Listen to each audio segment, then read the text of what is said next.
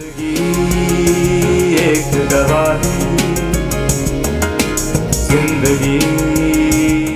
यसु के अजीम नाम में आप सबको सलाम। मैं हूं आपका होस्ट शाब जावेद, यूएसए से, प्रोग्राम जिंदगी एक गवाही के साथ। अजीजों, उम्मीद है आप ठीक हैं, खुश हैं और खुदावंद में बढ़ रहे हैं। खुदावंद के कलाम 23 ज़बूर उसकी पहली आयत में लिखा है, खुदावंद मेरा चौपान है, मुझे कमी ना होगी। अजीजों, बड़ी खूबसूरत बात है कलाम की ये, कि जब खुदावंद हमारे साथ है तो हमें किसी चीज की कमी हो ही नहीं सकती। जरूरत सिर्फ इस बात की है कि हम इस चीज को समझें कि हमारा चौपान कौन है। हमारा चौपान हमारा खुदावंद है, और जब वो हमारा चौपान है तो किसी चीज की कमी कभी भी किसी को नहीं हो सकती। इस बात को याद रखिए, इस चीज को अपनी लाइफ में इम्प्लीमेंट करें और फिर अनकाउंटेबल ब्लेसिंग्स को डेली बेसिस पे रिसीव करें। खुदा आप सबको बड़ी बरकत दे। अपने प्रोग्राम की तरफ आगे बढ़ेंगे और अपनी आज की गेस्ट से हम बात करते हैं। हमारी आज की गेस्ट हैं बहन शीरी असलम। कैसी हैं आप बहन? जी, अस्सलाम वालेकुम। मैं बिल्कुल ठीक ठाक। बहन के बारे में बताता चलूं कि south Asian women alliance committee की मेंबर हैं, डिस्ट्रिक्ट ह्यूमन राइट्स कमेटी की मेंबर हैं। इनका फोकस ह्यूमन राइट्स के हवाले से बच्चों, खवातीन और ट्रांसजेंडर्स पर।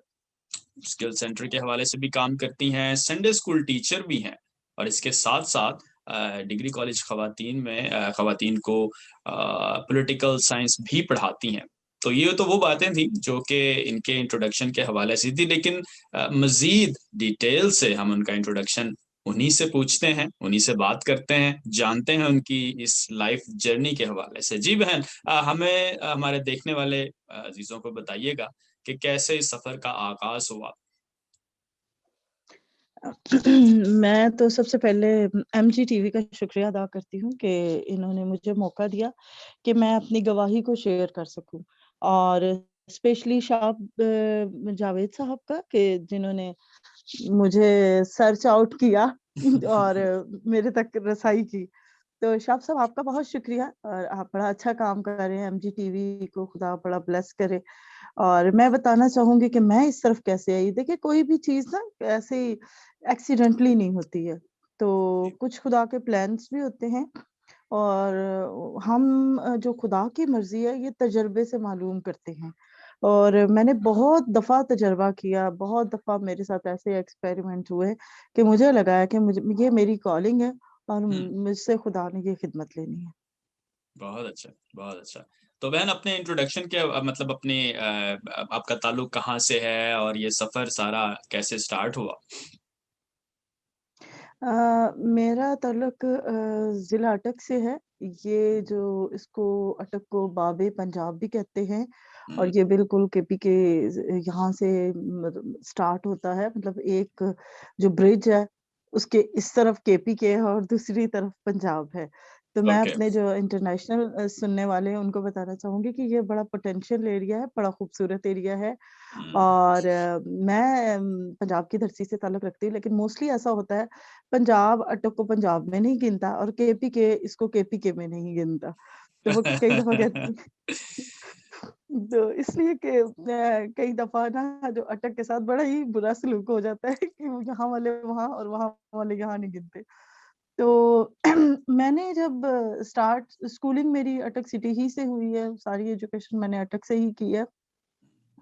और जहाँ तक है कि मैं इस तरफ आई कहाँ, तो ये कुछ खुदा की मर्जी होती है और कुछ हम पेरेंट्स से सीख रहे होते हैं। जब हम छोटे होते हैं तो हम जी। ये जो सोशल वर्क या कुछ है कि हमारे पेरेंट्स हमें सिखाते हैं, और उन्होंने ही हमें बताया कि जो हमारे साथ हैं हमें उनके लिए भी कुछ करना है। जरूरी नहीं कि हमने सिर्फ अपने लिए करना है।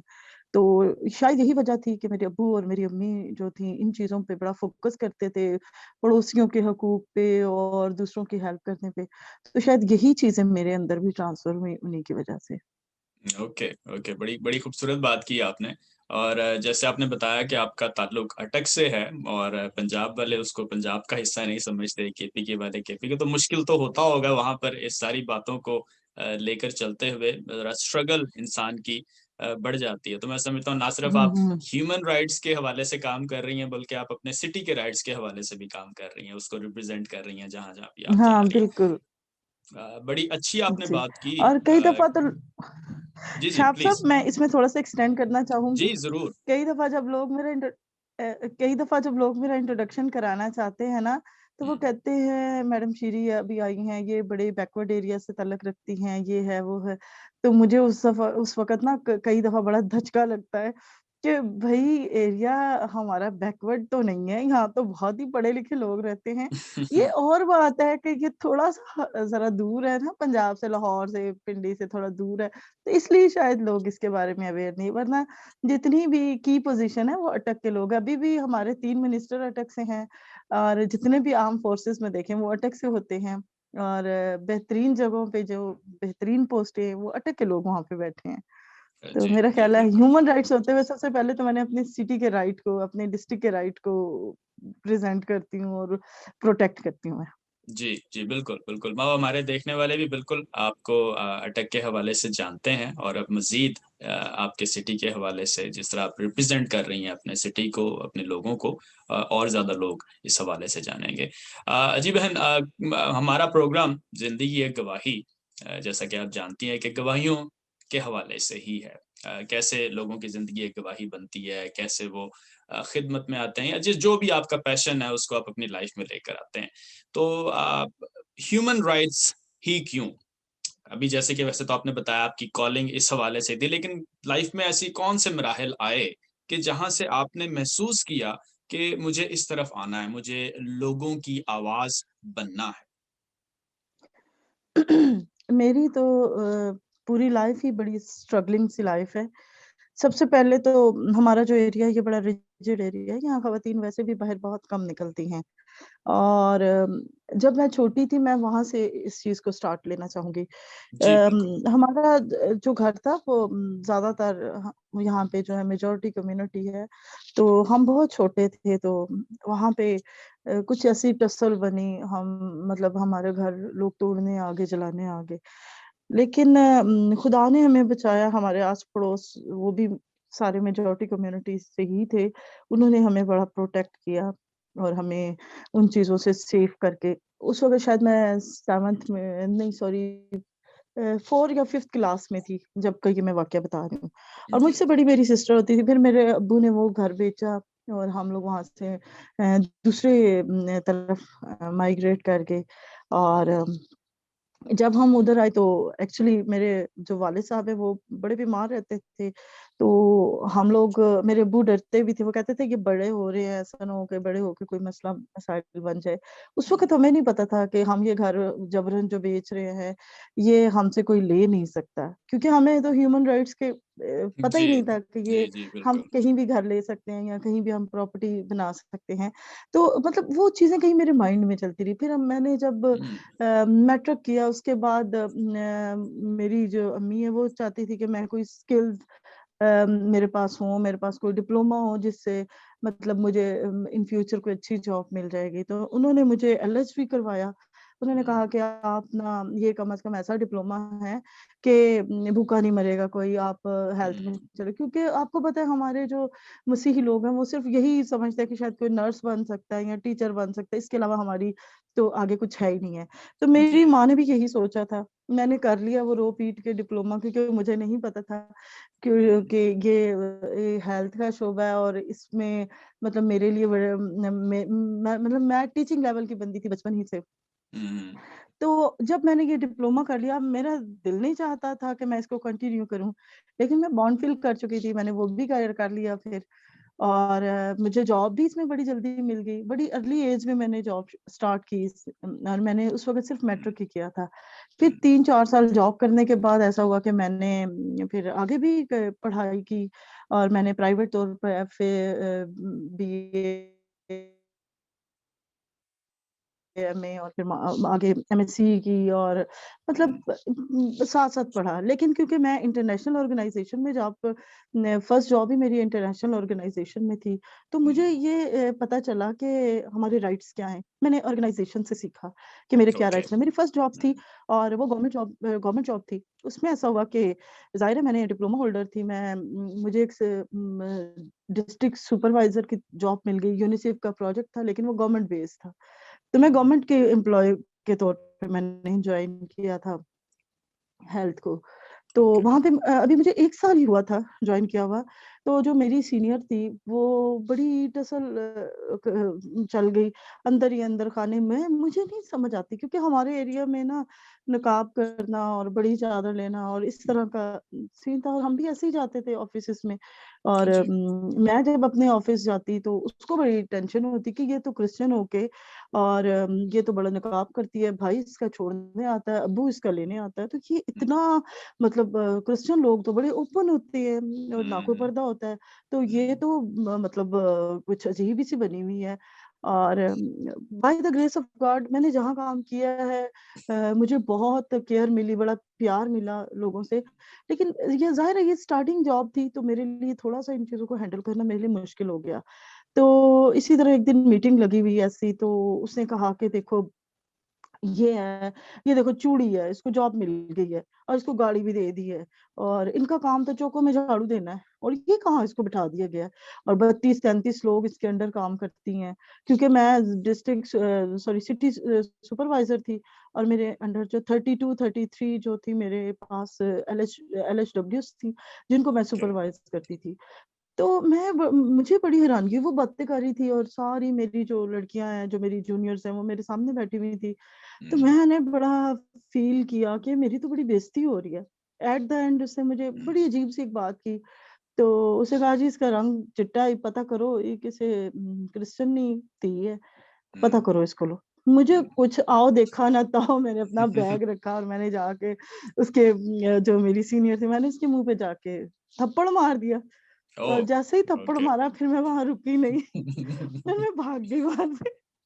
और फिर वो ओके। ड्राइवर आया मेरे पीछे उसने वो कहती है कि सब पकड़ो इसको पकड़ो इसने मुझे थप्पड़ मार गई है और मैं आज इसको नंगा करूंगी ऑफिस के पूरे सामने। मैंने तो वहां से दौड़ लगाई, मैं घर करीब था और मैं फिर घर आई, फिर मैं अपने अब्बू को लेके गई वहां से, अपनी अम्मी को लेके गई और जब गई तो आगे उसने कुछ और ही सीन क्रिएट किया हुआ था और मुझे समझ नहीं आई। ज़ाहिर है मेरी फर्स्ट जॉब थी, मेरे लिए जी। बड़ा मुश्किल था और इतना उसने मतलब मेरे लिए बुरा किया कि मैं 1 साल तक मैं इतना मैंने फेस किया मुश्किलात को, परेशानियों को और मतलब आप सोच नहीं सकते कि हुँ, मैं अब बीइंग अ फीमेल और इतनी यंग एज वो थी, तो मैं डर भी गई। मेरे मुझसे ज़्यादा मेरे अब्बू डर गए।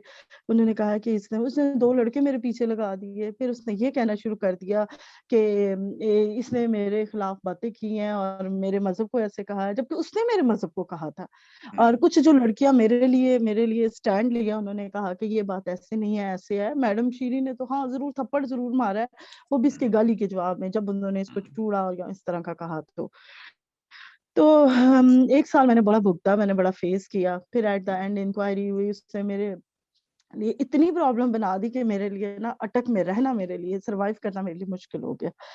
और वो एक वक़्त था जब मतलब मैं चाहती थी कि मेरे साथ कोई खड़ा हो, मेरे राइट्स के लिए कोई बोले। हुँ, लेकिन उस वक़्त कोई नहीं बोला मेरे लिए और बड़ा मुश्किल मैंने इन चीज़ों को फेस किया और मैंने फिर मेरे बाप ने कहा कि तुम ऐसा करो कि रिज़ाइन करो जॉब से।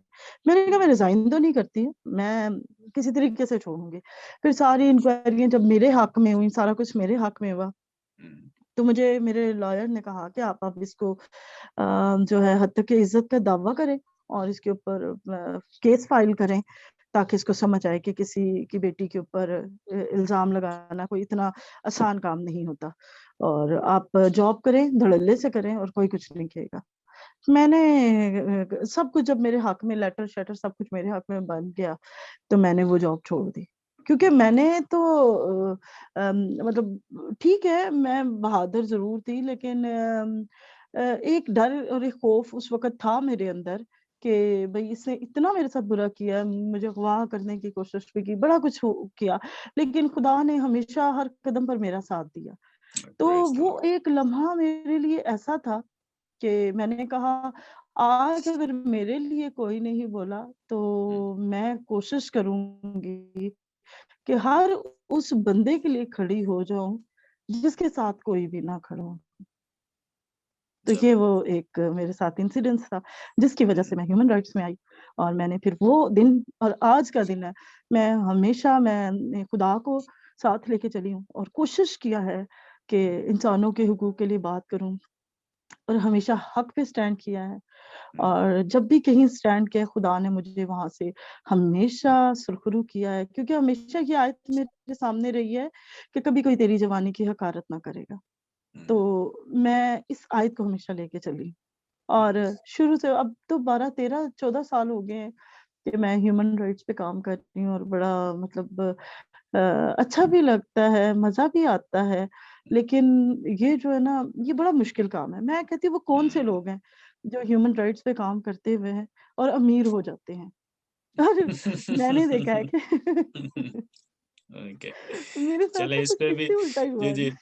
ये तो एक अलग ही कहानी हो जाती है, लेकिन बड़ा अच्छा लगा आपकी गवाही को सुनकर। मेरा ईमान है कि हमारे जो देखने वाले अजीज इस टाइम देख रहे हैं, उन्होंने भी देखा होगा कि कैसे हमारी इस बहन ने अपनी लाइफ की उन स्ट्रगल्स से सीखा, और जब इन्होंने फील किया कि भाई मेरी आवाज बनने के लिए कोई नहीं है, तो वहां से उन्होंने ये फैसला किया कि मैं दूसरों की आवाज बनूंगी। और ये खुदावंद का फजल है आपकी जिंदगी पे, आपके खानदान पे, कि उसने आपको चुना, और आप दूसरों की आवाज बन रही है। बड़ी बड़ी खूबसूरत गवाही है। खुदावंद इसी तरह से आपको कंटिन्यूअसली यूज करता रहे। भाई, अगले सवाल की तरफ आएंगे। चिल्ड्रन, विमेन, ट्रांसजेंडर्स, इस हवाले से भी हमारे देखने वालों को कुछ बताएं कि आप जो खिदमत कर रही हैं ह्यूमन राइट्स के हवाले से। मेरे ख्याल में बच्चों, आप संडे स्कूल टीचर भी हैं, इस जी हवाले जी। से बताएं कुछ डिटेल से, और जो एक फास्ट ट्रैक एजुकेशन का प्रोग्राम आप कर रही हैं बच्चों के हवाले से, उस हवाले से भी हमें बताएं। हाँ, अच्छा, मैंने आपको शायद अपना इंट्रो ही अच्छा से नहीं कराया, क्योंकि मैं इंटरनेशनल एनजीओज़ में फिर मैंने जॉब की, जी, और नहीं, इट्स फाइन। जब मैंने जी, गवर्नमेंट को छोड़ा और मैं जी। इंटरनेशनल ऑर्गेनाइजेशन में फिर मैंने जॉब वो की। एक टर्निंग पॉइंट हो गया इंटरनेशनल लाइफ का, कि भाई वहां से जी, लाइफ एक मेरी एक बिल्कुल। एक नया आगाज, एक राइट। जी, और वहाँ भी ऐसा हुआ, मतलब 2014 की 13 की बात बता रही हूँ। मैं सेव द चिल्ड्रन में जॉब करती थी, और मैं एजुकेशनिस्ट थी, मैं एजुकेशन कोऑर्डिनेटर थी, और मैं सिंध और पंजाब को लीड कर रही थी। ओके, और वहाँ भी मैंने मौत को बड़े करीब से देखा, उधर भी। ओके, और जहाँ से ओके। मेरा ईमान मेरा बड़ा मजबूत हो गया ना, कि वाक़ई खुदा ने जिससे खिदमत लेनी है, वो कहीं भी किसी भी एरिया में हो, ले लेता है उससे खिदमत। और वहाँ ऐसा था कि मैं, ज़ाहिर-सी बात है, हमारा कल्चर ऐसा है कि हम मतलब नकाब के और बड़ी चादर या गाउन के बगैर बाहर नहीं निकलते। तो वो भी एरिया, राजनपुर एरिया एक ऐसा एरिया है कि जहाँ पे काफ़ी पर्दा था। और मेरी जब वहाँ पे पोस्टिंग हुई एनजीओ के थ्रू, तो मैंने देखा कि यहाँ पे तो ख़वातीन बाहर नहीं निकलती है ना। उन्हें नहीं पता था जब मेरा, कि मैं क्रिश्चियन हूँ। जब 4 महीने तो मेरे बड़े अच्छे से गुज़र गए, जब 4 महीने के बाद उन्हें पता चला, मैं ईस्टर की छुट्टी लेने लगी थी, तो उन्हें पता चला ये तो क्रिश्चियन है। अच्छा, इस तरह बात फैली कि जब मैं ईस्टर की छुट्टियों के बाद वापस गई हूँ, तो एक फ़िरका ऐसा था जिन्होंने मतलब मुझे कहा कि मैडम, यहाँ पे तो कोई बंदा ना आज तक ऐसा नहीं हुआ कि जो मुसलमान हो और यहाँ पर किसी और मज़हब का कोई बंदा आके काम करे, और आप इतनी बड़ी पोज़ीशन पे बैठी हुई हैं, तो आप ऐसा करें कि यहाँ पे ना कहीं ट्रांसफ़र करवा लें। मैंने कहा, क्यों, क्या हुआ है? मैं क्यों ट्रांसफ़र करवाऊँ? कहते हैं मसला ये है कि हमें ना लोग शर्मिंदा करते हैं कि एक क्रिश्चियन बंदी, और अभी तक आप इसको इस्लाम कबूल नहीं करवा सके। तो हमारे लिए हमारा हुक्का पानी बंद कर दीजिए। मैंने इस चीज़ को बड़े मज़ाक में लिया ना, मैंने कहा पता नहीं क्या है, मैंने कहा अच्छा, अगर तो ये पाकिस्तान से कोई बाहर का एरिया है जिसमें मतलब गैर मज़हब आप कहते हैं कि नहीं रह सकता, तो मैंने कहा तब भी मुझे बता दें। ये तो पाकिस्तान के आइन में है कि हाँ, हम इक्वल सिटीज़न हैं और मैं कहीं भी जॉब कर सकती हूँ, कहीं भी रह सकती हूँ। उसने कहा ठीक है मैडम, फिर ऐसा है कि आप इस्लाम ना कबूल करें, लेकिन लोगों को आप ये बताएँ कि आप मुस्लिम हैं। उनको ये पता था कि इसकी सैलरी बड़ी अच्छी है, डॉलर्स में पे ले रही है, तो दैट्स व्हाई ये तो बंदी जॉब नहीं छोड़ेगी। तो ऐसे ही था, फ्राइडे का दिन था, मैं ऑफिस से वापस आई, सैटरडे संडे हमारा ऑफ होता है, तो उस बंदी कुछ लोग आ गए, जिसमें खवातीन भी थी और मर्द भी थे। एक तो मौलाना था उनका कोई, और दूसरे बाकी आम मोहल्ले के लोग थे। उन्होंने कहा मैडम, हमने आपको बड़ी दफ़ा वार्निंग दी है और आप अभी तक इस चीज़ को सीरियस ही नहीं लिया, और आगे अच्छा। देखिए यहाँ पे एक क्रिश्चियन नर्स रहती थी, हमने इसका ये हाल कर दिया, उसकी माँ देखिए पागल होकर गलियों में ढूँढ रही है अपनी बेटी को। तो हम नहीं चाहते हैं कि आप भी एक ही एक बहन है, तो आपके साथ कोई मसला हो तो आपने अगर ये करना है, अगर लोगों को ये बताना है कि आप मुस्लिम हैं, तो ठीक है आप यहाँ काम कर सकती हैं। अदरवाइज़ हमारे लिए मुश्किल होगा यहाँ पे आपको सेव करना। हम आपको 24 आवर्स देते हैं, आपकी जान, माल और इज़्ज़त की हिफाज़त हम बस 24 घंटे तक हमारी ज़िम्मेदारी है। इसके ओके। बाद नहीं। मैंने अपने फिर बॉस को कॉल की, मैंने कहा इस तरह जहाँ हम रह रहे हैं, हमारा हॉस्टल है, यहाँ तो इस तरह लोग आ गए, हम लोग 4 फीमेल थी ना। तो मेरे बॉस ने भी पहले मज़ाक समझा, फिर उसने कोई स्पेशल ब्रांच वहाँ पे भेजी। उन्होंने फिर सारा सर्च आउट किया, सारा एरिया में। उन्होंने कहा जी आप as soon as possible madam को यहाँ से भेजें कहीं। और वाक़ई ये प्लान हो चुका है इनके लिए, और इनको पहले भी कहीं अगवा करने की कोशिश की गई थी 2 महीने, 3 महीने, तो इन्हें पता ही नहीं चला कि वो गाड़ी ट्रैक से आउट हुई है, और वो इत्तेफ़ाक से ये वापस आ गई, या गाड़ी को किसी तरीके से वो ड्राइवर वापस ले आया, तो ये इनकी जान खतरे में इनको ले जाए। फिर जी इस्लामाबाद ये मेरे हेड ऑफ़िस बात आई, उन्होंने कहा कि इन्हें जल्दी से वहाँ से निकालें। मुझे बड़े वहाँ से सिक्योरिटी में निकाला गया, और गाड़ियाँ बदल-बदल के, कभी पता भी ना चले कि मैं किसी गाड़ी में हूँ। और यकीन करें वो एक ऐसा वक़्त था कि बहुत सारे पास्टर्स के साथ मेरे लिंक भी थे। मैंने उन्हें बताया कि ये मेरे साथ है। और वो जो रात थी वो मेरे लिए बड़ी एक परेशान-कुन रात थी। मुझे लगता था कि अभी भी मैं यहाँ, अभी भी मेरे साथ कुछ हो सकता है। लेकिन मैंने खुदा से एक ही बात की थी। मैंने कहा खुदाया तूने ये ज़िंदगी दी है और तू इसका मालिक है, और इंसान कौन है किसी की इज़्ज़त और जान-माल की हिफ़ाज़त करे जब तक कि तू ही ना करे किसी की।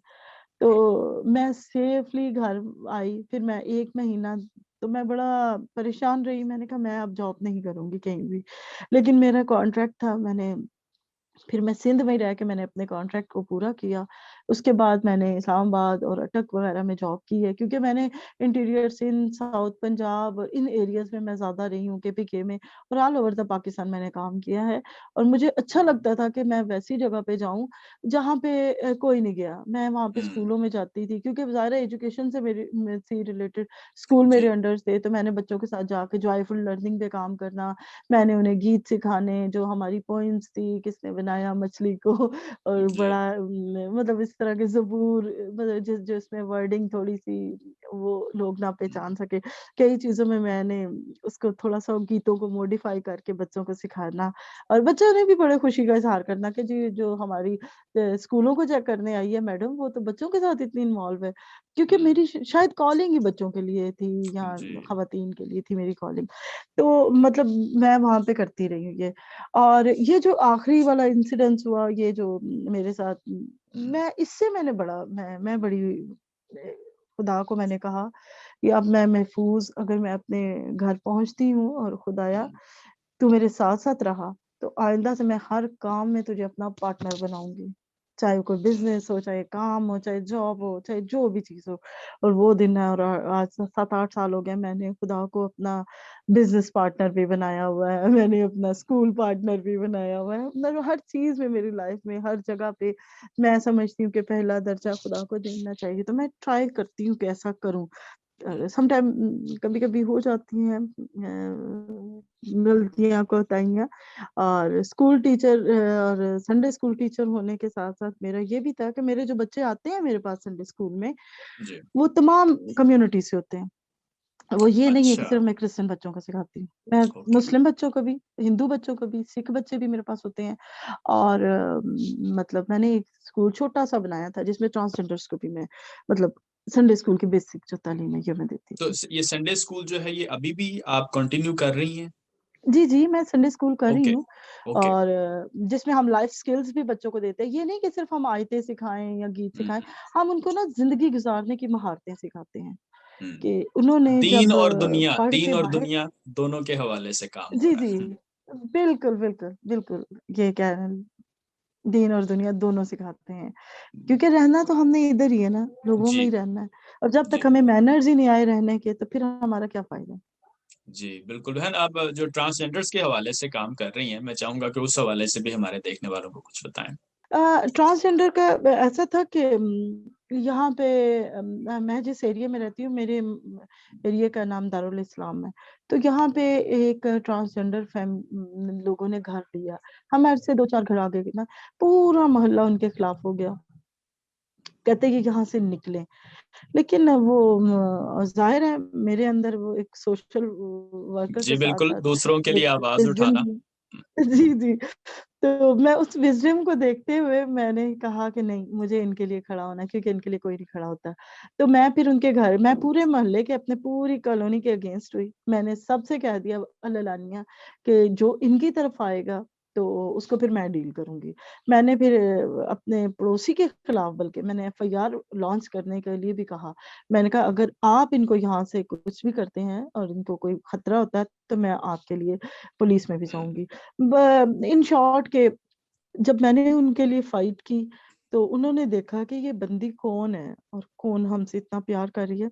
मैंने फिर उन्होंने पहली दफा तो मैं जब उनके घर गई तो उन्होंने मुझे नहीं कबूल किया। वो कहते हैं नहीं, हम नहीं बुलाएंगे, हम लोगों से डरते हैं।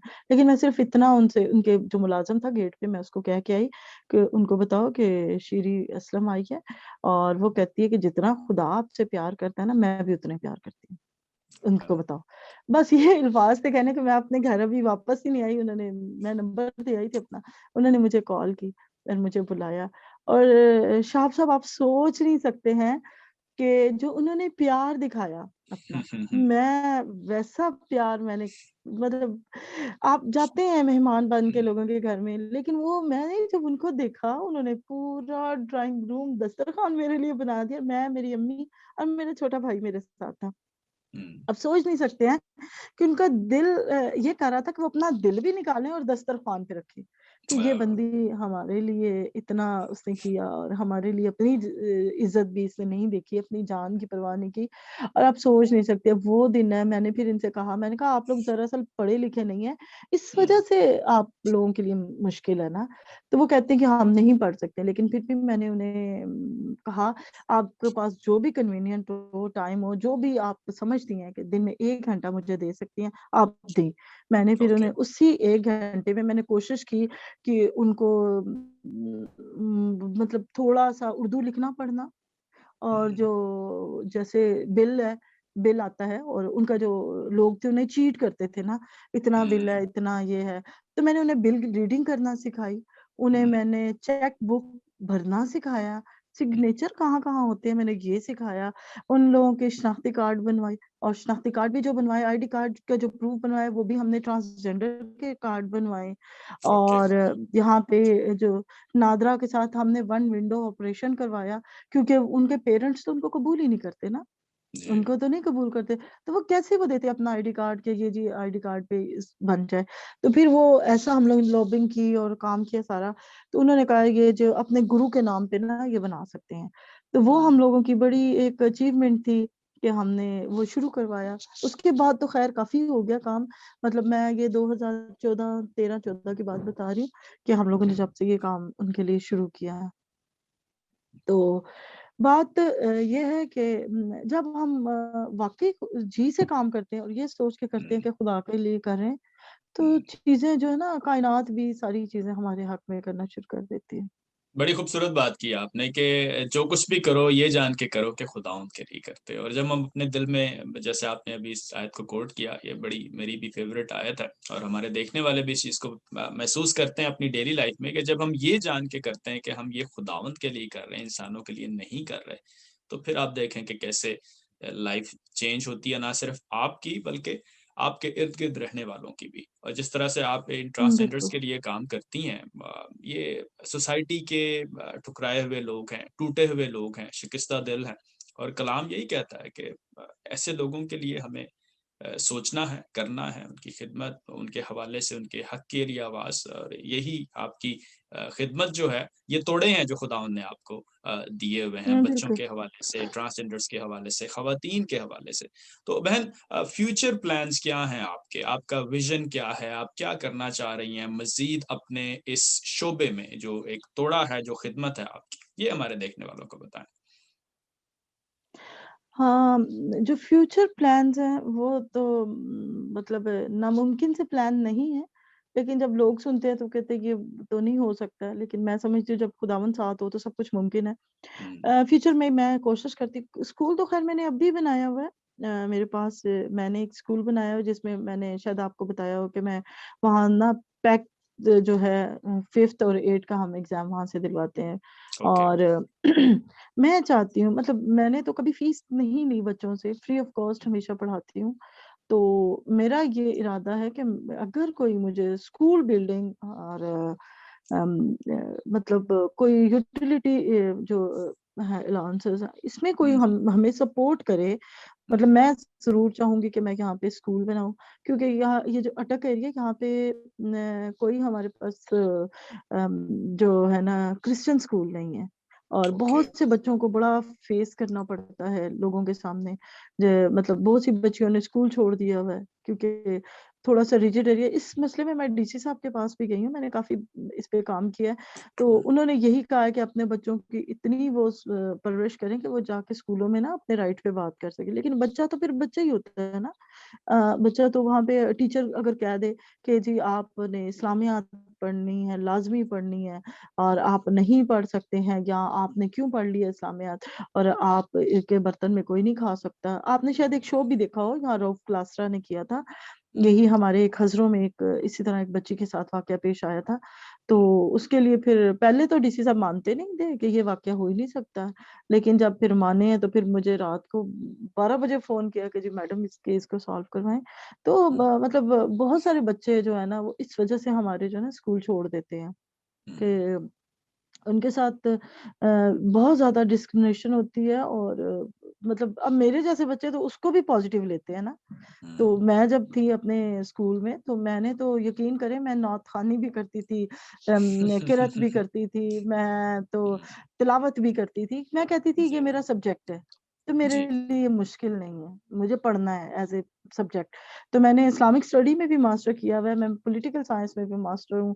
इसके अलावा जबरदस्त। मैंने सोशियोलॉजी में भी मैंने मास्टर किया हुआ है। ओके। तो मतलब अगर हम इसको एज ए सब्जेक्ट पढ़ें तो कोई बुरी बात नहीं है। हम कई दफा मुझे लोग मजाक में कहते थे मैडम जी कलमा पढ़ के दो ना, मतलब जो अटक की लैंग्वेज है, कहते कलमा। मैंने कहा जी पहला कलमा से लेके 6 कलमे तक मुझे आते हैं, उसके मुझे अलावा आते कोई है तो बताइए।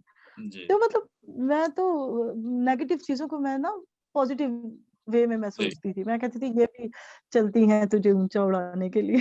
तो मैं जी जी बिल्कुल। और वैसे भी नॉलेज मानो होना मानो बड़ा कि मैं जरूरी है। हम जिस माशरे में हम एग्जैक्टली रहते हैं वहाँ का नॉलेज होना, वहाँ की मालूमात होना, और किसी भी जी मजहब को जी समझना, जानना, पढ़ना, ये एक अच्छी बात है कि आपकी सोच ओपन होती है, आप समझते हैं, आप बात कर सकते हैं। I agree. जी। तो जो पेरेंट्स, मैं उन पेरेंट्स के भी सख्त खिलाफ हूँ जो ये कहते हैं कि हम मतलब इस्लामियात नहीं पढ़ सकते, हमें ये कराएं, हमें दूसरा सब्जेक्ट पढ़ाएं। मतलब मैं पेरेंट्स से बहुत दफा मैंने सेशन लेती हूँ तो मैं उनसे कहती हूँ पढ़ने दे बच्चों को, पढ़ेंगे उन्हें समझ आएगी तो वो रिप्लाई करेंगे ना आगे से जी किसी को। राइट। तो जब तक हमारे पास नॉलेज नहीं है, हमारे पे फिर 295C लगेगी ना, और क्या लगना है। मतलब हमारे पास नॉलेज ही नहीं है, हम कर जाते हैं बात मुंह खोल के फौरन ही, तो हमें पता नहीं होता उस चीजों का। और मैं आपको एक और भी चीज बताती चलूं, ये मैंने 2011 से मैंने शुरू किया है बकायदा इस पे काम अटक में। तो मैं उस वक्त से मैं पीस और इंटरफेथ पे मैं काम करती हूँ। और ओके। मैं अटक की वाहिद बंदी है जो हम लोगों ने यहाँ पे तमाम मज़ाहिब को एक पेज पे हम लोग लाए हैं, और एक पेज पे हमने उन्हें जो कॉमनैलिटीज हैं हम उन पे बात करते हैं। हम बहुत बहुत इधर उधर अच्छा। चीजों को छेड़ते नहीं है। और मैं हम्म, अक्सर पास्टर साहिबान से और लोगों से कहती हूँ कि ब्रिज बना करें, दीवार ना बने। दीवार के हम्म, आर पार कोई देख नहीं सकता, ब्रिज के हम्म, आसपास हम देख भी सकते हैं और हम एक दूसरे को रेस्क्यू भी कर सकते हैं। हम्म, तो जब जब हम किसी दूसरे को समझने की कोशिश नहीं करेंगे, हम अपना ही बताएंगे कि हमारी ही दही मीठी है, तो फिर वहां पे ना मतलब प्रॉब्लम शुरू हो जाती है। तो हमें दूसरों का भी टेस्ट करना है, देखना है, और समझने के लिए। अब देखिए मैंने हम लोगों ने 2 साल पहले मैंने यहाँ पे होली सेलिब्रेशन थी तो हम लोगों ने ऑर्गेनाइज करवाई। ओके। बहुत से मुझे क्रिटिसिज्म फेस करना पड़ा, और लोगों ने मुझे बड़ा बातें की, और ये कहाँ घुसी हुई है, और ये है, और बाइबल में ये लिखा हुआ है, बाइबल में लिखा है कि तू मूर्तों के सामने सजदा ना करना। और मैंने कहा भाई मेरे, मैं सजदा नहीं करने गई, मैं तो उनकी ईद को सेलिब्रेट करने गई हूँ। जी। जैसे हम दूसरों को बुलाते हैं क्रिसमस पे केक कटिंग सेरेमनी पे, तो क्या सारे क्रिश्चियन हो जाते हैं हमारे पास जो आते हैं। हम्म, तो मतलब आप एक दूसरे की खुशियों में जाएं और दिल खोल कर जाएं। इसमें आपको इसमें खुदा आपको ये कहता है कि उसका मैसेज आप दें ना दूसरों तक। जी, आपका मसीह की मैसेज मोहब्बत, मोहब्बत है। यही तो मसीह की मोहब्बत है। जी, बिल्कुल, शेयर करें इसको लोगों के साथ। शेयर करें ना आप। हुँ, अब यकीन कर, जब से मैंने सोशल वर्क पे काम शुरू किया ना, मैंने अपनी क्रिसमस की, ईस्टर की और बाकी जो इस तरह की शॉपिंग्स हैं या ब्रांडेड चीजें हैं, मैंने लेना छोड़ दी हैं।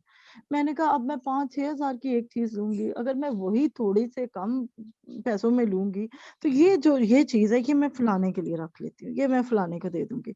मतलब हुँ, मैं समझती हूँ कि ना तो मेरे बेशक मैंने थोड़ा सस्ता कपड़ा पहना है, ना तो मेरे कोई पर्सनैलिटी में फ़र्क पड़ा है, ना मेरे कोई फेस के फीचर में फ़र्क पड़ा है।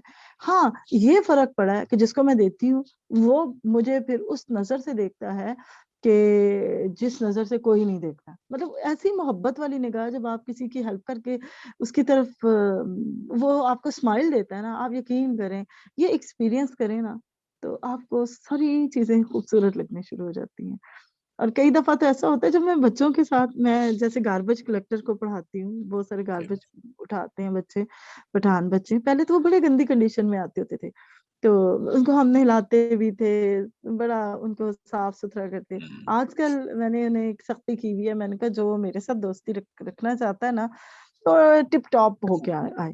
अब वो बच्चे सुबह जी तेल-शेल लगा के साफ-सुथरे होके आते हैं हुँ, कि टीचर गुस्से होगी। तो मतलब ये हमने उनके अंदर जो चीज़ें हैं, हमने किसी तरीके से डालनी है ना। हम हुँ, कोई सोटी से मार के नहीं कर सकते, हम प्यार से तो कर सकते हैं। जी, हमारी बिल्कुल। अगली गली में एक मिनिस्टर आया ना, तो वो हुँ, किसी की डेथ हुई, तो मेरे ही स्कूल का एक बच्चा था, तो वो गया और उस मिनिस्टर को हाथ मिला के कहता है कि आप जानते हैं श्री मैडम को? उसने कहा नहीं। कहता आप कैसे बंदे, आप श्री मैडम को नहीं जानते? मतलब उसको कह रहा, मिनिस्टर को कह रहा है। और मैं हैरान, मुझे जब मेरे भतीजों ने हुँ, आके बताया, वो भी छोटे हैं मेरे भतीजे ना, जी, कहते हैं जी, बुब्बू जी इसने ना सुभान ने ऐसे कहा जाके ना, तो वो कहते मैं नहीं जानता। कहता तुम्हें क्या पता, हमारी श्री टीचर जो है ना, वो ऐसी है, आपको ये नहीं पता? और आप इतनी बड़ी गाड़ी पे आए हो और आपको पता ही नहीं हुआ श्री टीचर कौन है? वो एक लम्हा मेरे लिए बड़ा एक सरप्राइजिंग था और मैंने उस बच्चे को जी। बड़ा प्यार भी किया। मैंने कहा बेटा तुम मेरे गोली लगवाओगे। देखिए उसने कहा मम्मी। यहाँ से पता लगता है कि भई जब हम किसी की ज़िंदगी में किसी के लिए कुछ करते हैं, तो कितना इन्फ्लुएंस हमारी पर्सनैलिटी उन पे करती है और देखने वालों को भी मैं हुँ, यही पैगाम दूँगा कि इसी तरह से ज़िंदगियाँ चेंज होती हैं। अपने इर्द-गिर्द के लोगों की ज़िंदगी में अगर आप कुछ कर सकते हैं, तो ज़रूर करें। इन्फ्लुएंस करें उनकी पर्सनैलिटीज़ को, उनमें कोई अच्छी चीज़, अच्छी बात, अच्छी आदत कुछ डेवलप करें अपनी पर्सनैलिटी के थ्रू और यही बात है जो कि मसीहत यही है, यही तालीम है कि अपने इर्द-गिर्द के लोगों को देखें, मसीह की मोहब्बत को शेयर करें, मसीह की मोहब्बत को फैलाएँ। हुँ। बहन अपने प्रोग्राम के इख्तिताम की जानिब आएँगे। हमारे मसाया गॉस्पेल टीवी के प्लेटफ़ॉर्म से आप क्या पैगाम देना चाहेंगी? वैसे तो ऑलरेडी बहुत सारी बातें आपने की, उसमें पैगाम भी बहुत सारे थे लोगों को ऐसे करें, फिर भी कुछ समराइज़ आप करेंगी, बताएँगी लोगों को कि आपका क्या पैगाम है हमारे देखने वालों को? मेरा पैगाम आज का ये है कि जब हम किसी की मदद करें तो उसको सिर्फ इंसान समझ के करें।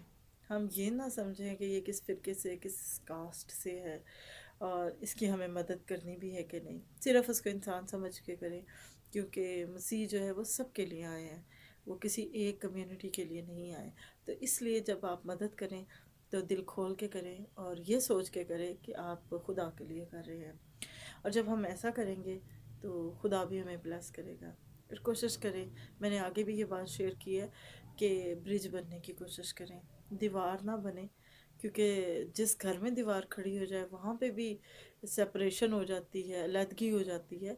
तो जब हम इंसानों के साथ ब्रिज बनने की कोशिश करेंगे तो खुदा हमें ब्लेस करेगा। और कोशिश करें अपने बच्चों को तालीम से आरास्ता कराएं।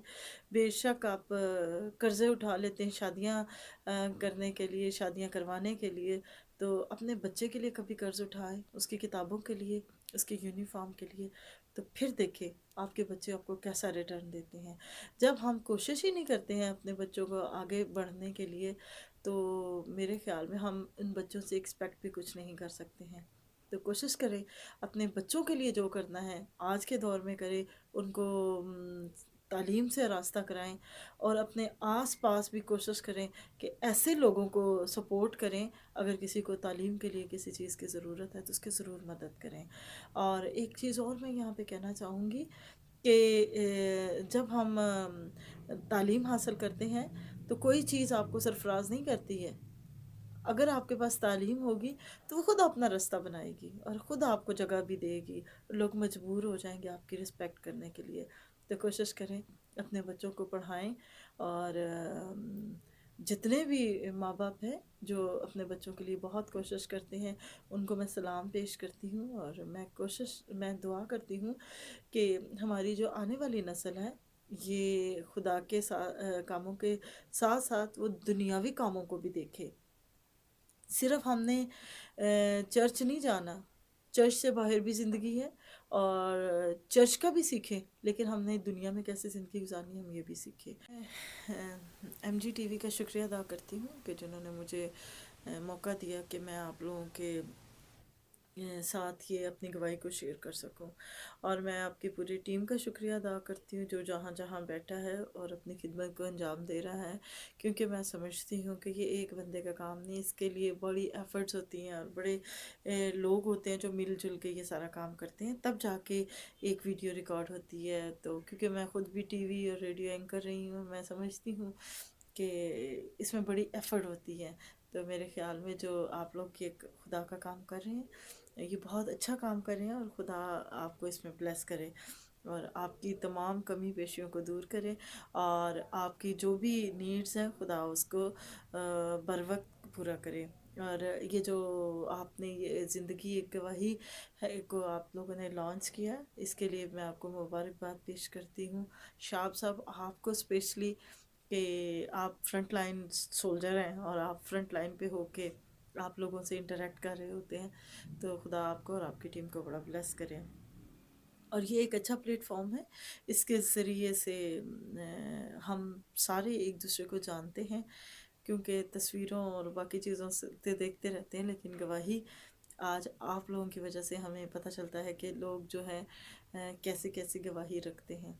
और वैसे भी जो मसीह का है वो गवाही तो रखता ही है, लेकिन आप लोग इसमें अपना एक बड़ा कंट्रीब्यूशन कर रहे हैं। तो अगेन MGTV का मैं शुक्रिया अदा करती हूँ उनकी पूरी टीम का और उनके लिए दुआ गो कि खुदा उन्हें बड़ा ब्लेस करे। आमीन। Thank you very much Sherin Yaslam Sahiba, हमारे प्रोग्राम को ज्वाइन करने का, अपनी लाइफ टेस्टिमनी को हम सबके साथ शेयर करने का। मेरा ईमान है कि आज के प्रोग्राम से भी लोग बरकत पाएंगे। मैं MGTV की जानिब से, अपनी पूरी टीम की जानिब से आपका शुक्रिया अदा करता हूँ। अजीजों, हमने देखा कि किस तरह से इस बहन की ज़िंदगी एक गवाही बनी, किस तरह से वो मुश्किलात जो उन्होंने अपने करियर में फेस की, वहाँ से उन्होंने सोचा कि उनको दूसरों के लिए आवाज़ बनना है, दूसरों की आवाज़ उठानी है। और किस तरह से ये बच्चों के लिए काम कर रही हैं, ख़वातीन के हकूक़ के लिए काम कर रही हैं, ट्रांसजेंडर्स के लिए काम कर रही हैं। वो सारे लोग जो कि माशरे के ठुकराए हुए लोग हैं, उनकी आवाज़ बन रही हैं। उम्मीद है आपने इनकी ज़िंदगी से बहुत कुछ सीखा होगा। हमारे इस प्रोग्राम को लोगों के साथ शेयर कीजिएगा, हमारी इस आज की बहन की टेस्टिमनी को लोगों के साथ शेयर कीजिएगा, ताकि और ज़्यादा लोग बरकत पाएँ और खुदावंद के नाम को, खुदावंद के काम को, उसकी गवाही को और ज़्यादा लोगों तक पहुंचा सकें। अपने होस्ट शाब जावेद को इजाज़त दीजिए प्रोग्राम ज़िंदगी एक गवाही के साथ। और अगर आप हमसे रब्ता करना चाहते हैं तो नीचे दिए हुए लिंक में जो डिस्क्रिप्शन है उसके थ्रू रब्ता कर सकते हैं। अपना फीडबैक ज़रूर दीजिएगा। खुश रहें, अपने इर्द गिर्द रहने वाले लोगों को भी खुश रखें। खुदावंद आप सबको बहुत बरकत दे। God bless you all. अगले हफ्ते फिर मिलेंगे एक नए प्रोग्राम के साथ, एक नई गवाही के साथ। जिंदगी एक गवाही, जिंदगी एक गवाही, जिंदगी एक गवाही, जिंदगी एक गवाही।